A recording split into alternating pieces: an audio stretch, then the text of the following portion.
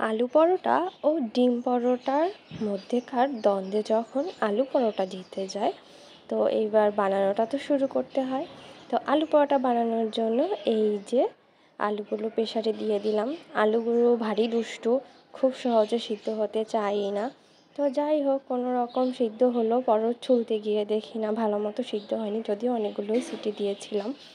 তো কী আর করার, কোনো মতে ছিঁড়ে ছুঁড়ে এরপরে ম্যাশ করে নিলাম।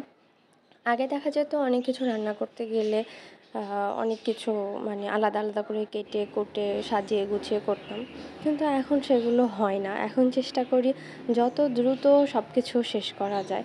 তো যাই হোক, এরপরে পেঁয়াজ কুচি আর মরিচ কুচিটা পরে দিয়েছিলাম। পেঁয়াজ কুচি, লবণ, হলুদ এগুলো ভালো করে দিয়ে মিক্স করে সৌমির জন্য তুলে তারপরে মরিচ কুচিটা দিয়েছিলাম। যদিও একটু ঝাল খায়, কিন্তু এটাতে মরিচ কুচিটা দিলে যদি ঝালটা বেশি হয়ে যায়, খেতে না পারে, তো সেই কারণে কি আর করার, একটুখানি ওর জন্য তুলে নিয়েছিলাম। আর আমি সাধারণত আলুটা গরম থাকা অবস্থায় পেঁয়াজ, ময়দা এগুলো মিশিয়ে ফেলি, যাতে পেঁয়াজের যে কাঁচা কাঁচা ভাবটা একটু নরম হয়ে যায়। আলু পরোটা অনেকেই দেখা যায় যে পেঁয়াজ ভেজে, মরিচ সব উপকরণ ভেজে তারপরে তৈরি করে, কিন্তু আমার কাছে ওটার থেকে কাঁচা অবস্থাটাই বেশি ভালো লাগে। তো যাই হোক, কী আর করার, এই যে তুলে রেখেছিলাম, তারপরে এই যে মরিচ কুচি দিয়ে দিব, দিয়ে বেলে তারপরে সুন্দর করে ভেজে নিল।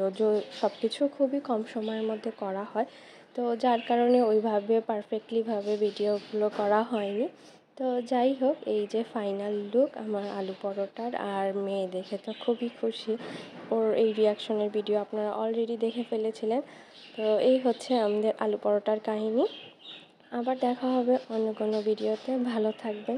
আসলে মেয়ে যদি খুশি হয় তখন মনে হয় এটা খুব ভালো হয়েছে, বেস্ট হয়েছে। Thanks for watching all, love you.